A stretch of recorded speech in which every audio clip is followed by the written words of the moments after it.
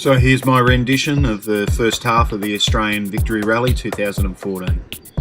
Here's a bit of a start here at Webby's in Morwell. Victorian and Tasmanian riders gathered there to head off into North Gippsland and then make our way up into New South Wales into the snowy region for the AVR. So what we've got here is a variant of different mounting positions for the GoPro. Handheld on a little handle to start with, on the dashboard of the Vision, and also eventually on the top of the Apes handlebars. Now it's interesting to see the variation and different qualities of the video as we go along from the different mounting positions. So heading out of Maffra here, making our way through to Stratford. Beautiful weather, as was reflected through the entire AVR, the 8 days of it. Just passing by the leader there on the day, Webby. Move on, move on. And coming into the intersection of the road that we're on from out of Maffra back to the Princess Highway, and then we'll make our way into Stratford just a couple of k's up to the left.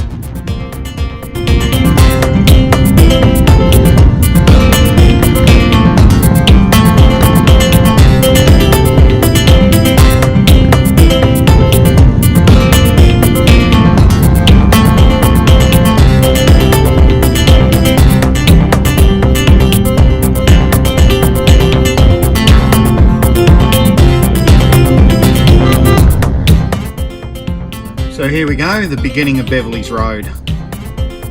Beautiful little stretch of road between Stratford and the Dargo Road. Not that difficult to get to. Nice and windy, interesting. Technical turns. Go Rick. And of course, once at Beverley's Road, we came back out to Dargo Road and down onto the Mitchell River Flats. A lot of market gardens down there. Beautiful bit of country there on the Mitchell River catchment. The river flats, I should say, the catchment's further upstream. The Wuck Wuck Bridge on the Mitchell River. So now we're north of the Mitchell River. We're travelling along through to Wyong, just out of Bairnsdale, north of Bairnsdale. And then we'll keep north of Bairnsdale and go through to Lucknow, and then on our way to Bruthen. Still on the handheld GoPro there. Obviously we've left Bruthen now and we've gone up through Buchan, and we're doing the road between Buchan and Orbost. Awesome bit of road this one, about 43 kilometres of it. A variance of different conditions, forested areas, open areas, gullies, lots of beautiful winds and turns. Look at that, beautiful. Really good day's riding there. Some of the boys rode all the way from Melbourne through to Orbost. Dave, prepare yourself through all the dirt. Excellent. We were pretty knackered by the time we got to the end of that bit of road. A hot day too. It was good to kick back at Orbost and jump in the pool at the motel and everything. Nice bit of work there, Mel. Again, handheld GoPro. A little bit edgy, but during the process of this particular half movie of the 2014 AVR, there's several different mounting points for the GoPro. I think you'll be impressed with what we finally come up with, and a couple of quick 4G iPhone recordings as well.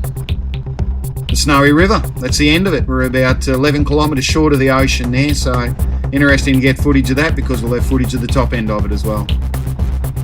There's the trestle bridge for the old trains that used to run through to Orbost. Highway just off in the back. First bit of footage from a 4S iPhone. Interesting take on the way it films while riding.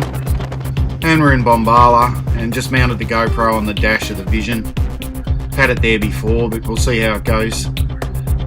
Ultimate failure like in the Tassie tour last year, a lot of vibration in that position. So the next lot of footage is basically on the dashboard, and we're heading from Bombala now down to Pambula. Another fantastic little bit of road between there down to the coast. Beautiful winds and turns, open plains and some forested areas and gullies as well. And a pretty good road surface.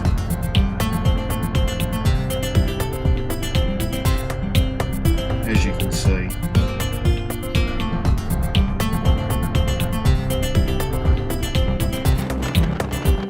Another example of I4 footage there. I'd love to mount that on the bike actually and See how it goes. Have to build a special housing for it.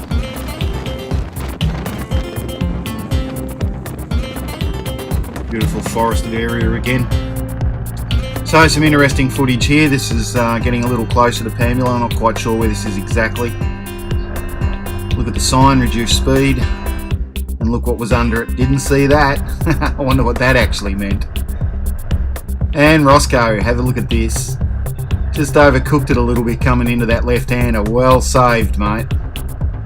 Time to change the jocks, Roscoe. Don't scratch the jackpot, he says. More beautiful roads here. And we're almost down on the coast. Waiting for lunch, got a decent hunger up. And we stopped at the top pub at Pangula, I think, the commercial hotel. Barbecue dinner at Eden, at the cabin park. Little maps here showing the next day's travels. Eden to Cooma, Cooma to Jindabyne. It's going to be a great day's riding there, as it was. So just leaving Eden Cabin Park there, making our way up to Bega, and then off to the ascent of Brown Mountain. Looking forward to that.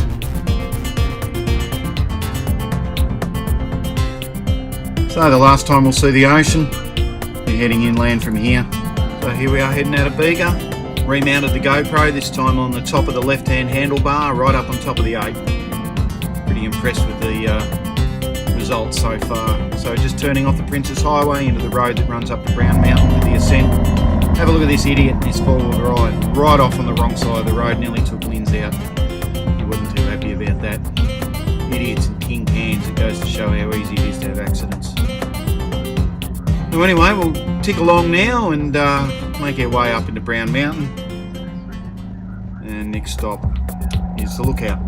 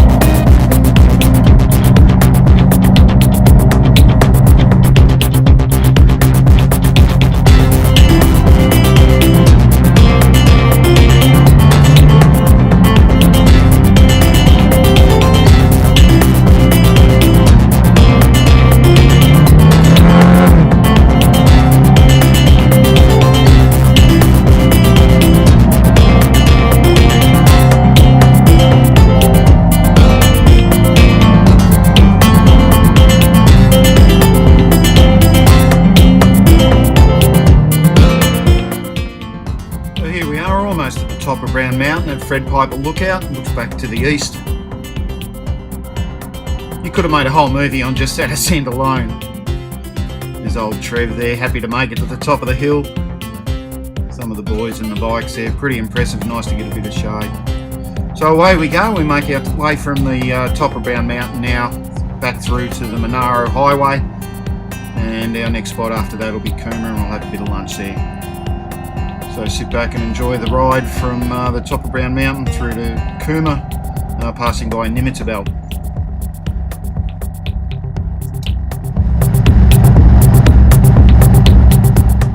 One thing's for sure about the 2014 AVR this year is that we certainly travelled through some wonderful different environments.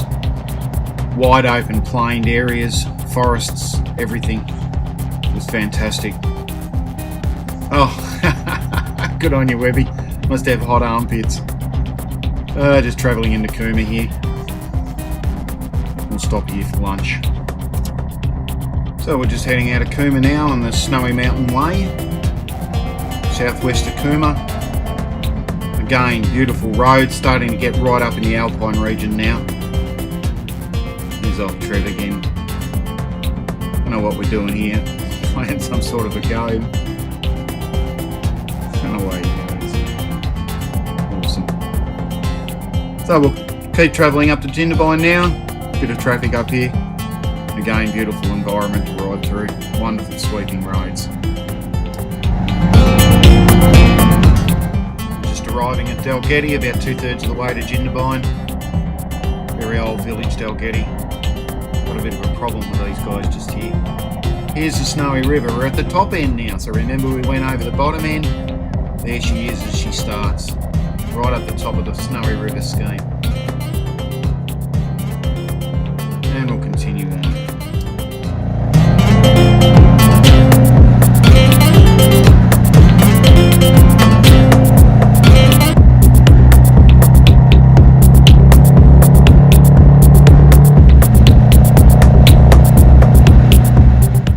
Arrival at Jindabyne. Boy, that was a hot day. It was upward of 44 degrees in some spots. Hard to believe seeing was such a high elevation. Jindabyne's a fantastic place. Great night there, had dinner. And here we are just heading off on one of the many smaller rides on the AVR too. So this one we did the Kosciuszko Loop, 310 kilometres. Just heading up to Thredbo here. Change of environment once again, all snow country here. Look out at Thredbo, I forget the name of that officially. Good on you, Ian. Beautiful vision. And the lookout, and check that. I happened to find that at the accommodation that we're staying at Jindabyne, that picture. Just matched up to where we were. Again, a change of environment, a little bit higher again. Heading to the northwest around the back of Mount Kosciuszko. A lot of leaf litter, take it easy boys. Different sorts of roads, a little narrower now. And we'll make our way down into Tom Grogan's, which is a stop up at the top of the Murray, I believe. And then to Cancoban. More different riding conditions, miles and miles of cuttings. You can see a lot of mesh here to stop rocks rolling out on the road, always a bit of a issue, had to keep an eye open for those. Right in amongst the snowy hydro region now, a lot of dams, a lot of facilities, and we'll continue on with the ride.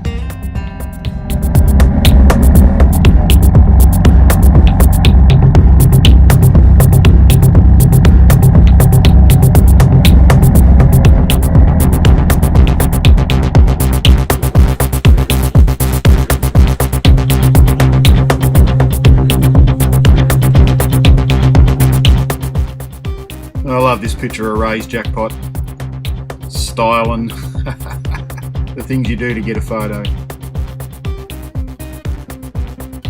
Cancoban for lunch. Bikes lined up in front of the little pub there. And then from Cancoban, we're starting to head north. Again, a change of environment, beautiful roads. Several crossings over high mountain areas. Check this out. Miles and miles and miles of those beautiful grey tree trunks there, apparently damaged by one of the fires that went through there a few years ago. It'll all bounce back eventually though. Chermit Pond, a little bit of confusion about where we were there, but Paulie Rendition sort of set me straight on that one, which you'll realise. Yeah, just great places to stop and check out and beautiful roads to ride through.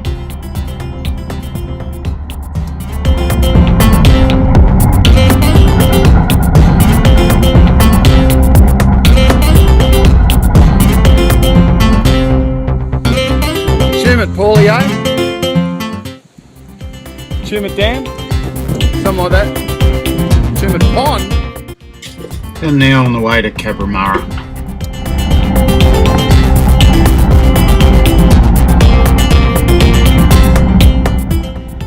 Next stop, be it brief, is New Chum Hill, an old gold mining area. Quite a famous spot here, the site of one of Australia's first snowfields. And then off to Adaminity. A little bit of a stop there. Pretty little spot, very old, one of the towns they moved for the Snowy River region. And then back out of there and we'll make our way back to Jindabyne. So our last night in Jindabyne and the end of the first half of the 2014 AVR. This is the end of this particular movie that I've made, and stay tuned for the second half of the 2014 Australian Victory Rally, running through from Jindabyne and finishing off at Mount Beauty.